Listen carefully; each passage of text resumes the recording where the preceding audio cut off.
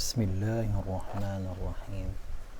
Assalamualaikum warahmatullahi wabarakatuh.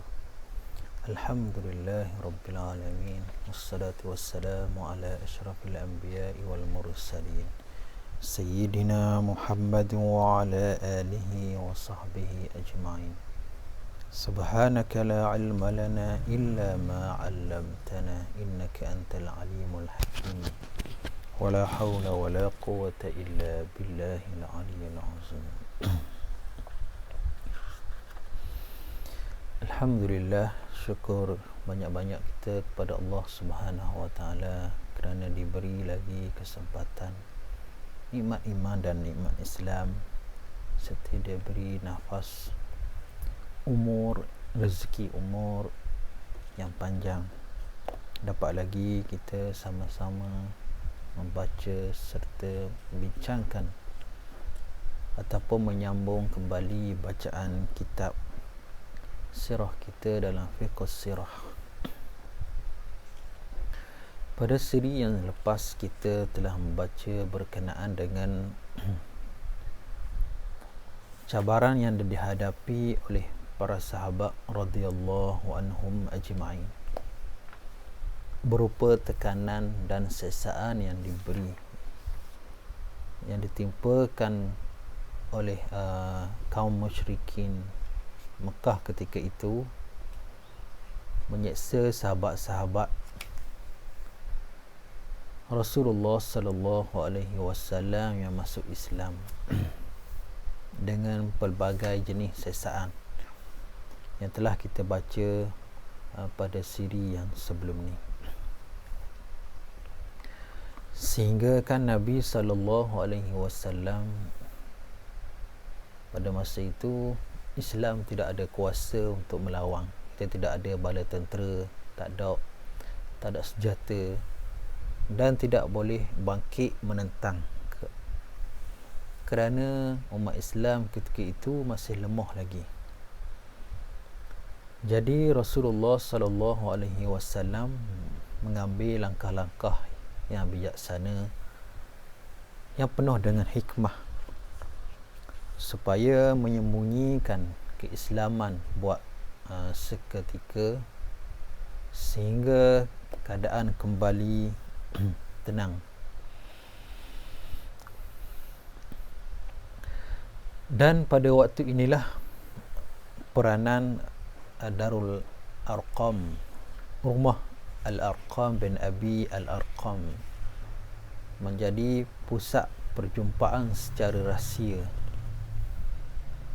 para sahabat radhiyallahu anhum ajma'in dengan Rasulullah sallallahu alaihi wasallam. Rumah Al-Arqam bin Abi Al-Arqam menjadi pusat dakwah ataupun pusat perjumpaan.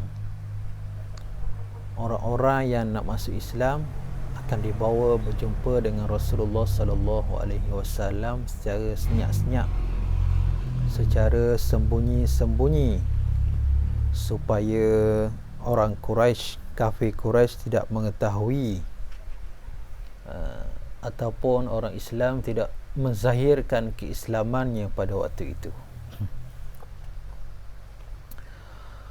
Rumah Al-Arqam bin Abi Al-Arqam Al-Makhzumi telah dipilih sebagai tempat berkumpul. Rumah itu terletak di Bukit Safar. Bukit Safar, tempat kita sa'i itulah, antara Safa ke Marwah. Dan bukit itu sekarang ini telah dibina sebuah istana Raja Arab Saudi, Istana Safar. Tidak dipantau oleh para pembesar Quraisy serta tidak terlihat daripada pandangan orang kafir. Rumah itu dijadikan markas dakwah sekaligus tempat baginda berkumpul bersama orang-orang Islam pada tahun kelima kenabian. Pada tahun keempat kenabian selepas Rasulullah sallallahu alaihi wasallam menzahirkan dakwah secara terang-terangan, mula-mula orang kafir pergi berjumpa dengan Abu Talib Lepas itu tak jadi juga, dengan cara mengejek, menghina. Lepas tu sampai tahap menyiksa. Dan ada sahabat yang syahid, dibunuh oleh Quraisy, kafir musyrikin ketika itu. Al-Mubarakfuri menyusun tajuk-tajuk ataupun peristiwa ini secara detail. Apa yang berlaku selepas itu dan apa yang berlaku selepas daripada ini. Selepas para sahabat merasa tertekan, maka berlakulah hijrah yang pertama ke Habsyah pada tahun ke-5 kenabian. Seksaan yang dilancarkan oleh orang musyrik bermula pada pertengahan atau akhir tahun ke-4 kenabian.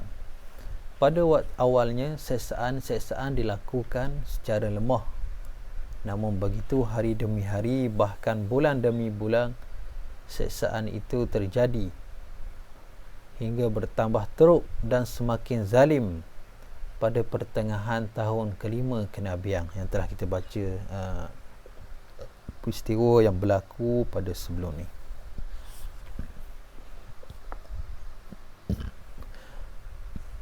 Akhirnya Mekah menjadi tempat yang tidak selamat kepada sahabat-sahabat radhiyallahu anhu ajma'in ataupun umat Islam yang baru memeluk Islam ketika itu.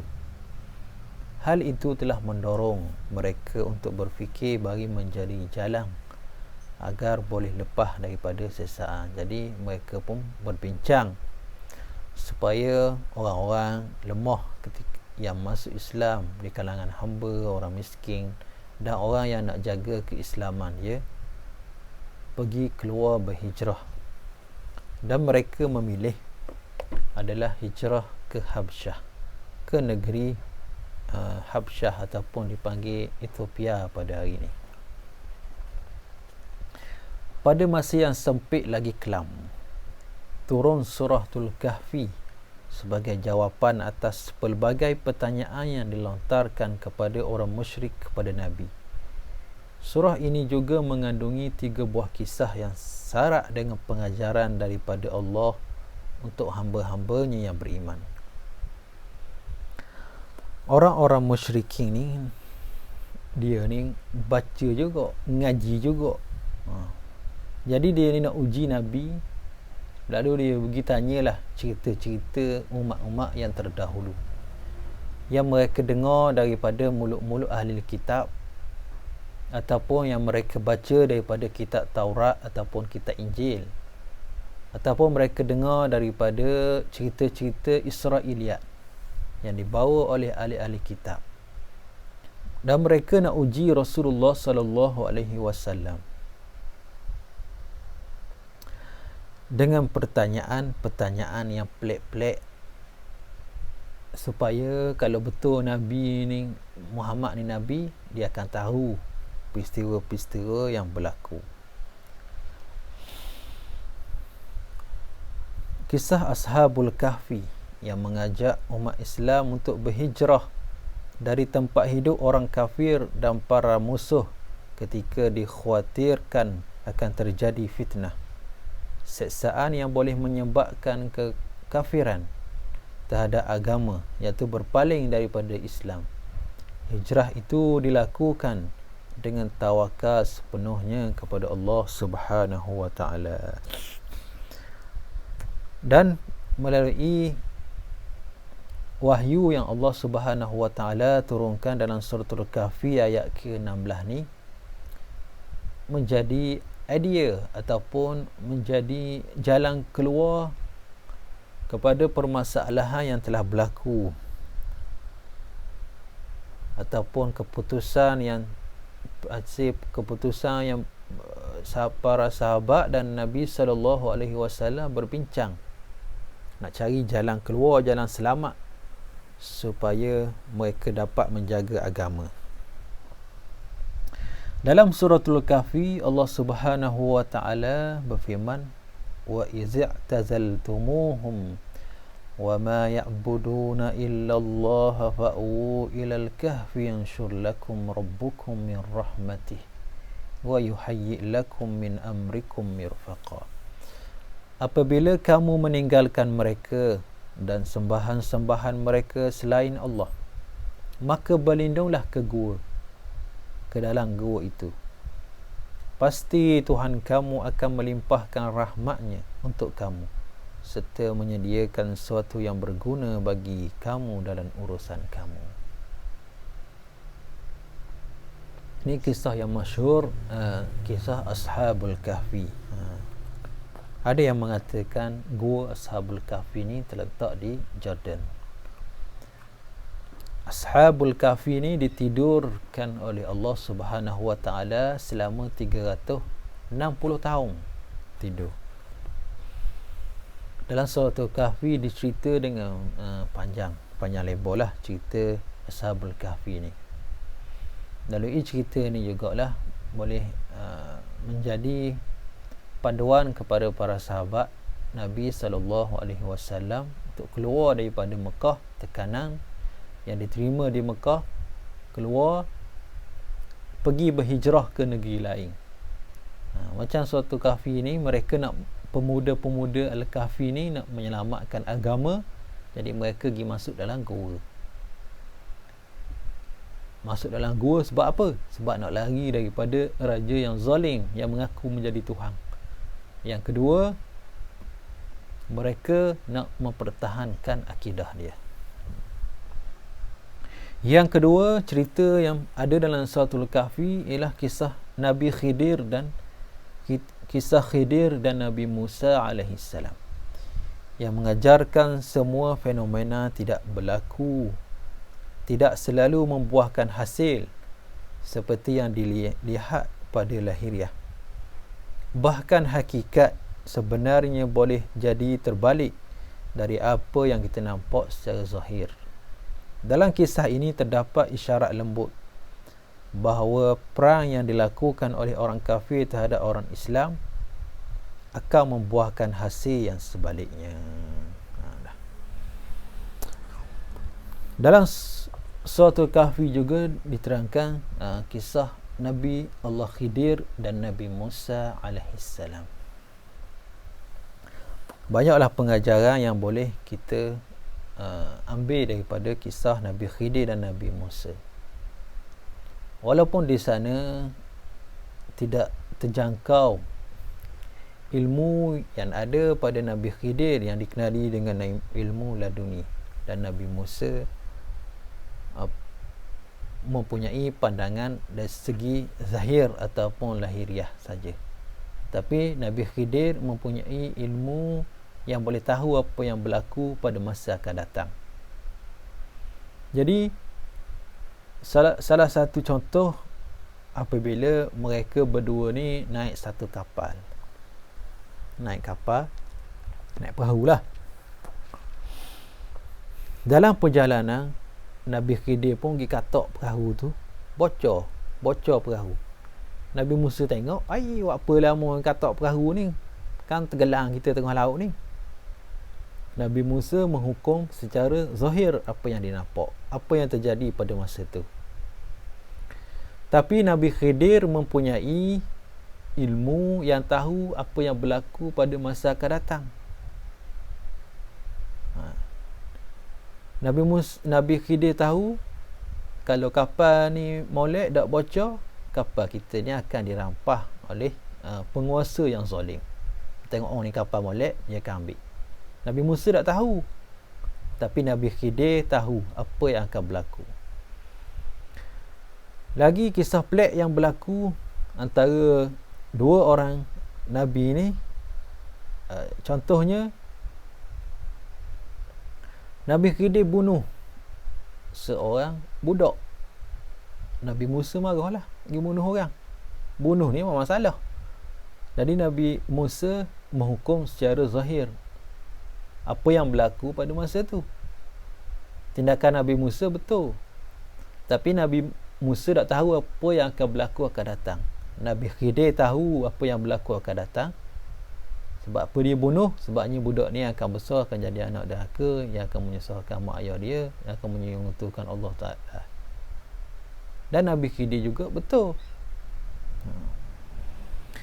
Jadi dalam kisah Nabi Khidir dan Nabi Musa ni menjadi pengajaran kepada para sahabat radhiyallahu anhum ajma'in, dan kepada Nabi kita Muhammad sallallahu alaihi wasallam khususnya, dan kepada kita juga umat akhir zaman ni, umat Nabi. Al-Quran ni kan menjadi hudal linnas, menjadi petunjuk kepada manusia. Apa yang ada dalam Quran sesuai untuk kita guna sampai ke hari kiamat. Para sahabat masa tu rasa tertekan, rasa diseksa, rasa lemah dan rasa berputus asa. Tapi dengan turunnya kisah Nabi Khidir dan Nabi Musa ni, Allah Subhanahu wa Ta'ala memberi jaminan Islam akan memerintah, akan menjadi agama yang menakluk dunia, dan mereka semua akan mempunyai sebuah negara yang bebas merdeka, iaitu Madinah Al-Munawwarah. Tapi pada masa itu kita tengok memang Islam lemah lah, memang darak lah, memang ditekan lah. Itu secara zahir yang kita nampak. Tapi Allah Ta'ala mempunyai ilmu, tahu apa yang akan berlaku pada selepas ini. Dalam peristiwa Isra' dan Mi'raj contohnya, kenapa Nabi dibawa berjalan sampai ke Yathrib, sampai ke Yathrib lah masa tu. Bila Nabi berhijrah baru ditukar kepada Madinah. Sampai ke Yathrib, antara sebab Nabi ditunjukkan pada malam Isra' dan Mi'raj, Nabi dibawa berjalan sampai ke Yathrib, menjadi suatu pengajaran ataupun satu panduan bahawa ya Muhammad akan berhijrah sini. Maknanya Islam akan memerintah di sini. Itu dalam ilmu Allah Subhanahu wa Ta'ala. Kalau nampak pada secara zahir pada masa ni, pada tahun kelima kenabian, keempat kenabian ni, memang nampak tak ada harapan. Tapi dalam ilmu Allah Subhanahu wa Ta'ala, Allah Ta'ala sajalah yang mengetahui apa yang akan berlaku selepas daripada ni. Yang ketiga, kisah Zulkarnain mengajar bumi adalah milik Allah. Allah berhak memberikan kepada siapa yang dia kehendaki. Kejayaan hanya dapat diperoleh melalui keimanan, bukan kekafiran. Juga dari waktu ke waktu Allah sentiasa mengutus daripada kalangan hamba-Nya orang yang membela kaum yang lemah dari kezaliman Ya'juj dan Ma'juj pada zamannya, dan orang yang paling berhak diberi kuasa oleh Allah terhadap bumi adalah hamba-hamba-Nya yang soleh. Jadi dalam kisah Zulkarnain juga memberi pengajaran kepada para sahabat radhiyallahu anhum ajma'in bahawa bumi ini adalah milik Allah. Mu jadi raja, merintah timur barat, ada kuasa, boleh terbang situ sini, membela kaum yang lemah daripada kezaliman. Itulah tugas seorang khalifah, menegakkan yang hak dan menjatuhkan yang zalim, yang buat zalim. Dan itu pengajaran daripada kisah Iskandar Zulkarnain. Selepas itu turunlah surah Az-Zumar yang mengisyaratkan kepada orang beriman agar berhijrah. Di situ Allah memaklumkan bahawa buminya tidak sempit.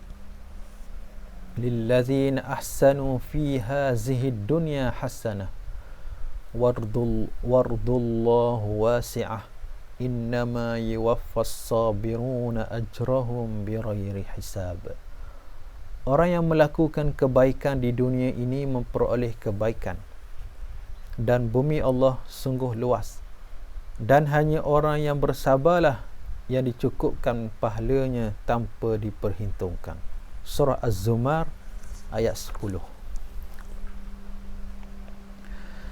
Dalam ayat inilah memberi perintah Allah Subhanahu wa taala memerintahkan para sahabat radhiyallahu anhum ajma'in berhijrah.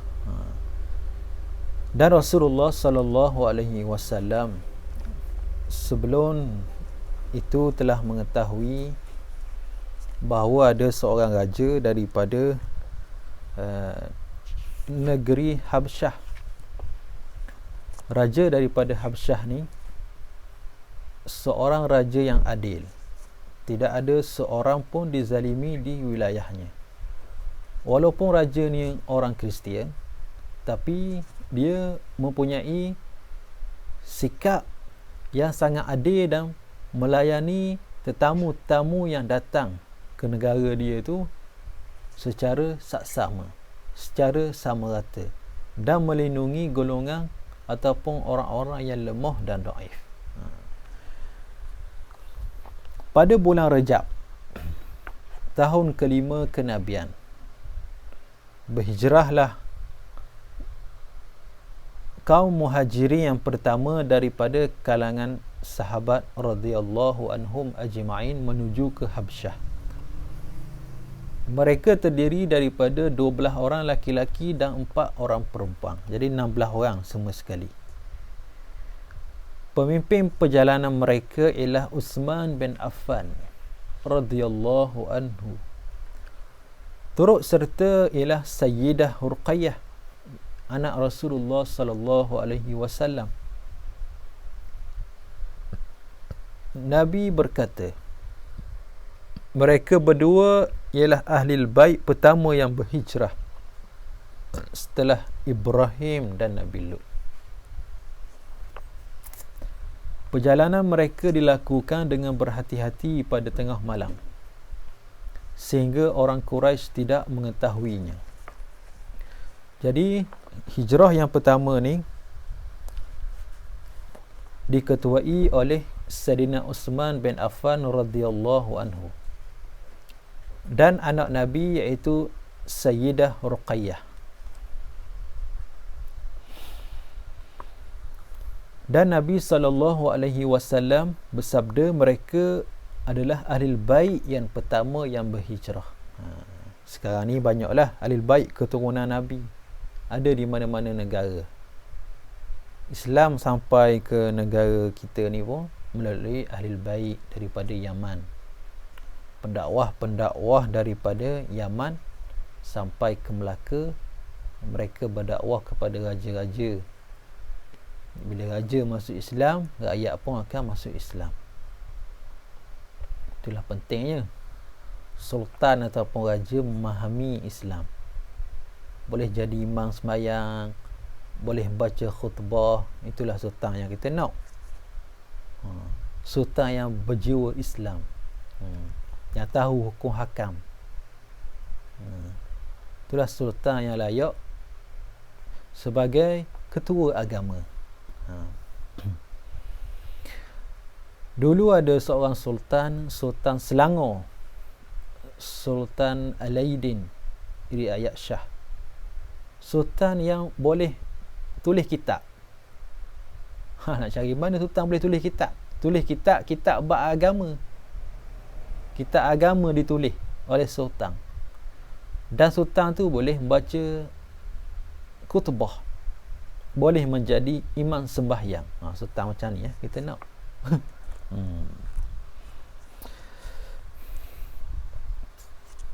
Itulah jasa ahli bait ataupun sahabat-sahabat ataupun kaum keluarga Nabi yang menyampaikan Islam kepada kita.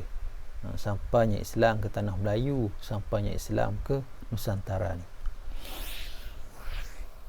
Perjalanan mereka dilakukan dengan berhati-hati pada waktu tengah malam. Tengah malam lah tu baik, takut orang Quraisy, orang kafir Quraisy ni tahu. Sehingga orang Quraisy tak tahu, orang kafir tak tahu. Mereka menuju ke laut. Sebabnya daripada Mekah tu mesti ke Jeddah. Jeddah kan tepi laut. Jadi nak ke Ethiopia ataupun ke Habsyah kena naik kapal merentasi Laut Merah untuk sampai ke Habsyah. Habsyah ni negara Afrika lah. Najasyi ni memang orang daripada Afrika, orang kulit hitam.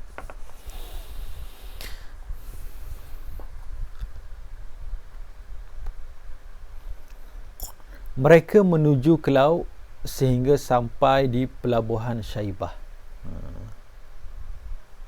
Takdir menemukan mereka dengan 2 buah kapal pedagang yang kemudian menghantar mereka belayar sehingga ke Habsyah.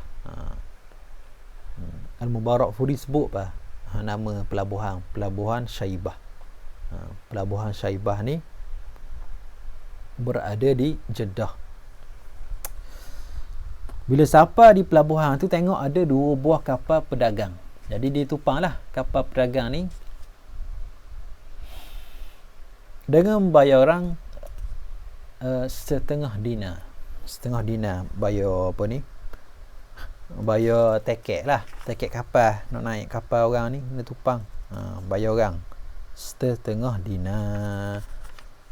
Setengah dinar ni disebut oleh Ibnu Hisham dalam kitab Sirah An-Nabawiyah.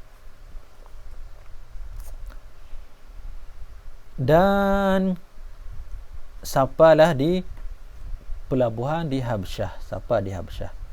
Selepas itu barulah orang Quraisy menyedari permegian mereka. Siapa dah tu? Orang Quraisy tak tahu. Lepas tu mereka pun perhati tengok, macam tak ada, macam korang je orang Islam ni. Osman tak ada, ni tak ada. Rupa-rupanya mereka telah lari berhijrah meninggalkan Mekah. Jadi mereka pun bincang lah, nak pergi carilah, nak menyelusuri jejak kaki mereka, pergi cari tapak kaki. Namun begitu, tak kala orang Quraisy sampai di tepi pelabuhan lah, rupa-rupanya para muhajirin telah selamat belayar dengan aman. Tak dah jauh lah. Orang Islam kemudiannya tinggal di Habsyah dengan mendapat layanan yang baik daripada penduduk setempat. Pada bulan Ramadan dalam tahun yang sama, Nabi SAW keluar menuju ke Masjidil Haram. Di sana terdapat banyak orang Quraisy yang sedang berkumpul. Di situ terdapat para pemimpin dan pembesar mereka. Rasulullah SAW berdiri di hadapan mereka. Secara tiba-tiba baginda membaca suratul Najm kepada mereka. Itulah kali pertama orang kafir mendengar bacaan kalam Allah. Ini adalah kerana selama ini usaha mereka yang berkesinambungan dalam memusuhi Nabi hanya didasari atas hasutan daripada sebahagian mereka kepada sebahagian yang lain. Pada bulan Ramadan pada tahun kelima kenabian ni, Nabi keluar. Nabi dah pergi hijrah ke Habsyah. Hanya para sahabat radhiyallahu anhum ajma'in saja yang berhijrah.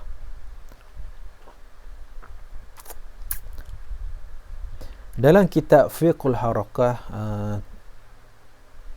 disebut nama-nama mereka yang berhijrah. Nanti kita akan baca balik kisah ni lah, kisah suratul Najm. Kita undur sikit.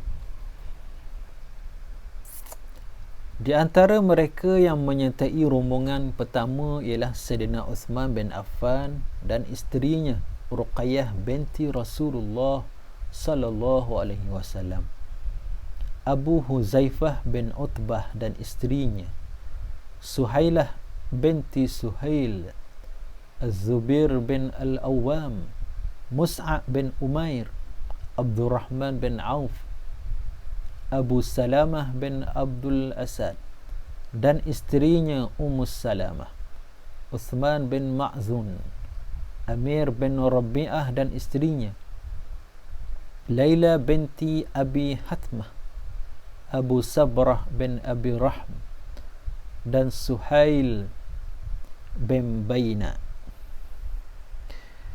Kemudian diikuti pula oleh rombongan Ja'far bin Abi Talib, sehingga jumlah mereka yang berhijrah menjadi seramai 83 orang.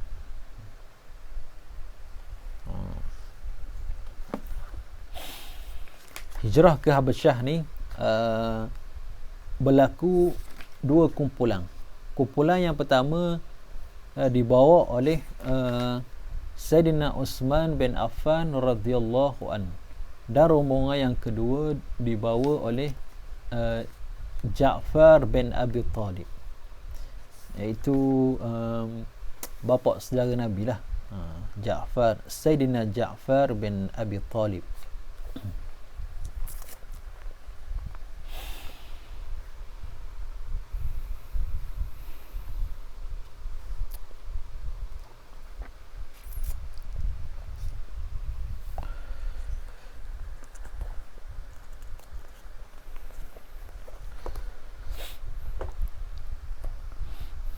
Pada bulan Ramadan tahun kelima kenabian, Nabi keluar ke Masjidil Haram selepas rombongan pertama pergi berhijrah ke Habsyah. Jadi bila Nabi lalu di hadapan para pembesar Mekah ni, Nabi baca Suratul Najm, wan najmi idza hawa, itulah Suratul Najmi. Dan orang kafir dengar rasa terpegung, rasa keindahan, rasa tak boleh lawan syair-syair Arab, mukjizat Al-Quran Al-Karim. Tapi mereka tahu kebenaran wahyu dan tahu Nabi Muhammad ni adalah Nabi. Tak mungkin Muhammad reka Quran. Tapi mereka menentang juga rasa ego dia dan atas dasar hasutan. Macam kita hari ni lah. Benda yang betul, tetapi bukan benda fitnah, tapi diulang-ulang dan dihasut-hasut sehingga orang percaya dan orang rasa benda tu betul. Dan orang yang buat fitnah pun rasa benda tu betul juga. Itulah dahsyatnya fitnah ni. Fitnah ni sangat dahsyat. Kita dalam tempoh pilihan raya ni pun jangan galak sangat duk fitnah sana, duk fitnah sini. Fitnah ni barang yang kita ucap mulut, kita khabar di mulut kita. Kita tuduh orang tu, tuduh orang ni, tapi tak ada bukti. Kita tuduh membawa persepsi. Persepsi ni boleh merosakkan masyarakat. Dan netizen pula tak tahu benda. Tak tahu selidik dak apa dak, baca tajuk saja. Baca tajuk waktu komen kata gini, sehinggalah terjadi maki-makian, tuduhan palsu. Orang yang difitnah boleh pahala. Dan ada yang orang yang difitnah tu pun rosak reputasi dia. Dia tak buat, tapi dikata dia buat. Ini dahsyat fitnah ni. Sebab tu al-fitnatu asyaddu minal qatl. Fitnah itu dosa dia lebih besar daripada membunuh. Kita bunuh orang seorang tu je. Bunuh orang tu je. Dosa kita dengan orang tu seorang. Tapi bila kita fitnah, orang percaya kita bawa benda fitnah. Fitnah tu merebut dalam masyarakat. Kita nak tarik balik, contoh kita tarik balik fitnah. Fitnah telah bertebar-tebaran. Kita tarik balik, tertarik fitnah tu setengah orang aja yang tahu, dan setengah orang saja yang kata dia mohon maaf dah, fitnah ni tak betul. Tapi fitnah masih lagi berjalan mulut ke mulut. Bila kita tarik balik, orang tak tahu kita tarik balik. Biasa gitulah. Bila tarik balik ni senyap-senyap je, takut malu ke diri buat fitnah. Manusia ni buat fitnah kat orang, dia rasa diri dia ego. Dia minta maaf balik susah. Kita selalu dengar kisah kan, seorang pada cerita pada zaman dahulu lah, dia fitnah tok guru dia tu berzina. Dia sebo habis. Dia pergi jumpa orang tu, dia minta maaf. Memang orang tu maaf dah, tapi fitnah masih lagi berjalan. Persepsi masih ada lagi, merosakkan persepsi. Dia buat perbandingan, aku maaf dah mu, tapi dalam perjalanan mu nak balik ke rumah ni, aku bagi kamu segupar bulu lah. Dalam perjalanan mu nak balik ke rumah tu, mu tahuk bulu, buang bulu-bulu tu, buang bulu-bulu halus, bulu tu, bulu putih, contoh bulu kucing lah, ataupun bulu burung lah. Kita pegang satu segenggam, kita daripada masjid nak balik rumah kita, contoh kita pegang bulu segenggam. Dalam perjalanan tu kita pun ambil bulu, lepas selah, jalan lepas selah, jalan selakah lepas selah, sampai habis bulu tak. Jadi kita pun pergi minta maaf lah dengan orang yang kita buat fitnah. Orang tu maaf, dia buat perbandingan, walaupun orang tu maaf, kita start balik daripada rumah kita dan kita menuju jalan yang sama, pergi ke masjid, dan kita cari balik bulu yang kita sebar tu. Boleh tak? Boleh kutip belaka tak bulu tu? Jumpa cari tak? Itulah beratnya fitnah. Fitnah ni sangat berat, menjatuhkan maruah orang, menjatuhkan maruah orang sebar fitnah lagi, menjatuhkan maruah orang yang kita fitnah lagi. Politik secara fitnah ni ialah politik jahiliah. Politik orang-orang kafir Quraisy yang menentang Nabi, yang bawa berita-berita fitnah, yang tak dilawan dengan hujah, tapi dilawan dengan hasutan. Inilah perangai-perangai Arab jahiliah yang Nabi SAW hadapi pada zaman awal Islam. Perangai-perangai ni ada, perangai ni berlaku sampai ke akhir zaman. Perangai fitnah, perangai hasud menghasut, supaya orang lari daripada jalan yang benar, supaya orang pandang serong kepada Islam, supaya orang pandang serong kepada Nabi. Mereka buat hasud, kata Muhammad ni gila, Muhammad ni ahli sihir, yang fitnah Nabi. Macam kisah yang kita telah baca pada siri yang lepas-lepas dah kita baca, berkenaan dengan pada masa tu, pada musim haji. Zaman jahiliyah ni ada lagi haji, dan orang luar daripada Mekah akan masuk ke kota Mekah menunaikan haji. Haji pasal dia lah, tawaf dalam keadaan yang bulat, apa, pergi sembah berhala, nak tawaf dalam, pergi apa ni, sembelih untuk berhala. Haji pasal dia.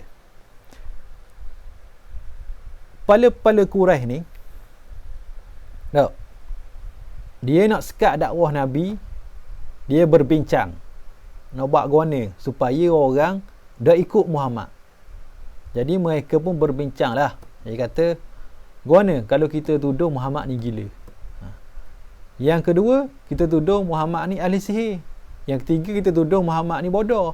Yang ketiga, yang keempat, kita tuduh Muhammad ni penyair.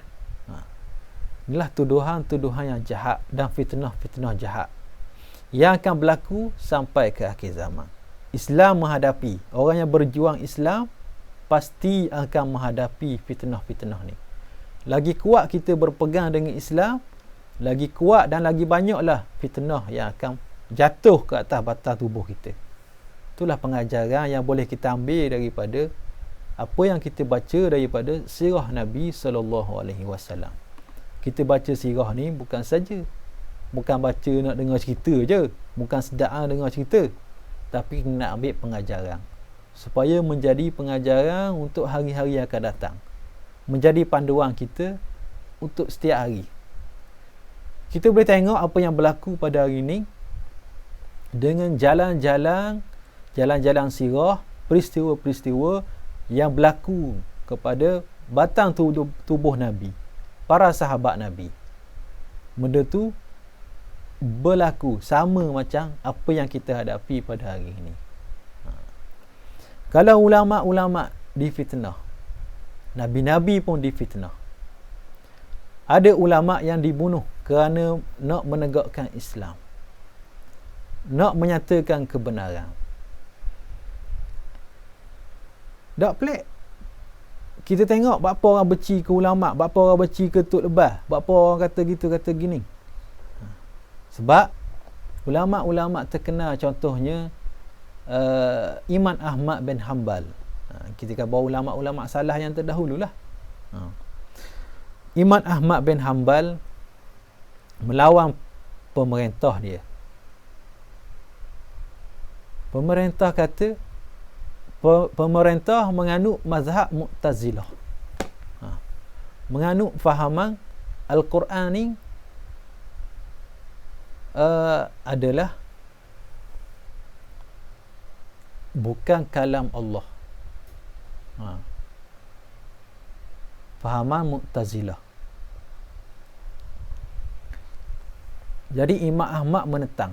Bila Imam Ahmad menentang pemerintah, bukan, Mu'tazilah mengatakan Al-Quran ni makhluk, dan Imam Ahmad mengatakan Quran ni kalamullah.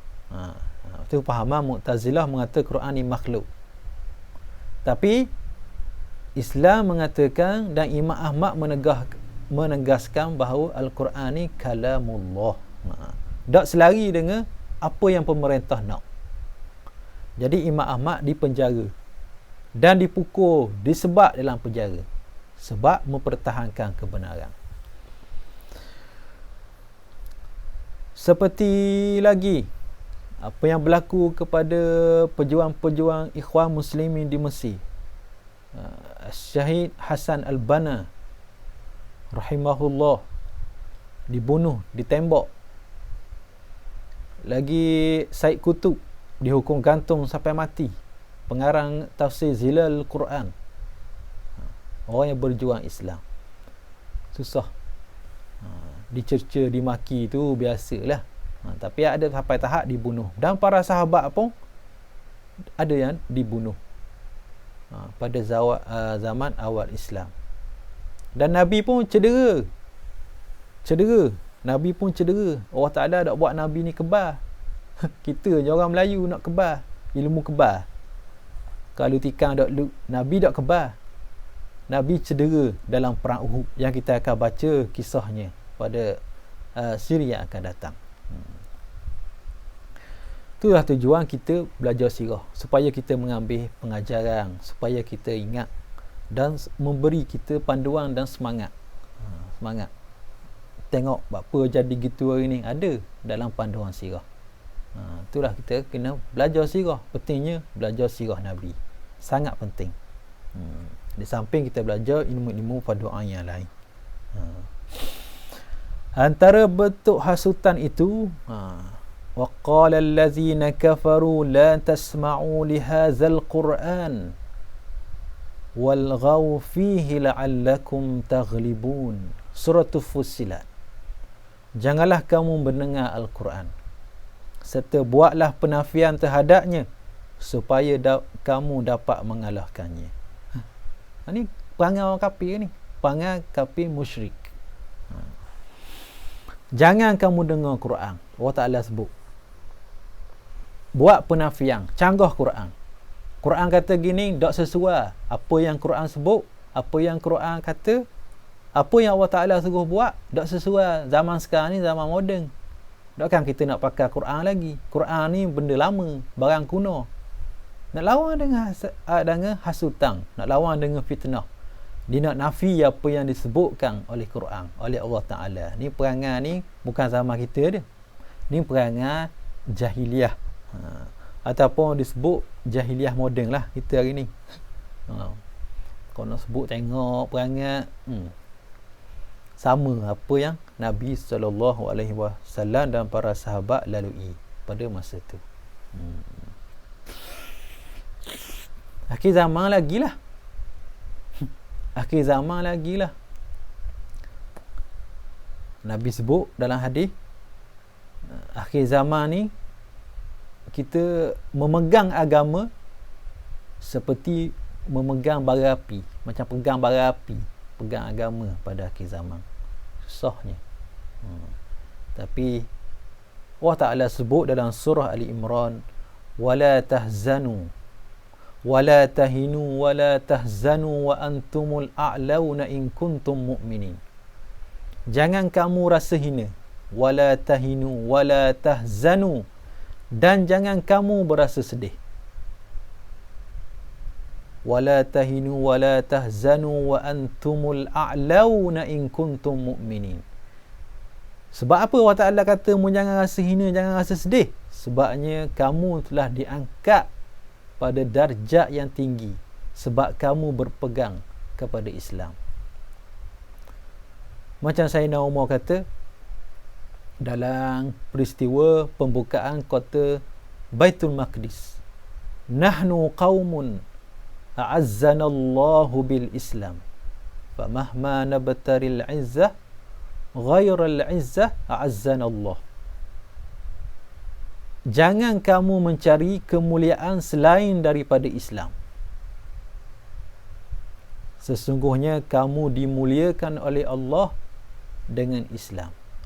Kamu dimuliakan oleh Allah dengan Islam. Dan barang siapa yang mencari kemuliaan selain daripada Islam, maka kamu akan dihina sehina-hinanya. Ni kata-kata Sayyidina Umar. Jadi kita berdoalah banyak-banyak supaya kita istiqamah dengan Islam, istiqamah di atas perjuangan Islam. Supaya kaki kita tidak berpaling, tidak berputar, tidak berpaling ke belakang meninggalkan agama.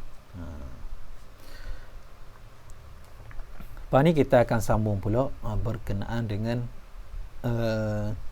hijrah para sahabat radhiyallahu anhum ajma'in, hijrah yang kedua ke Habsyah yang akan dipimpin oleh Sayyidina Ja'far bin Abi Talib radhiyallahu anhu.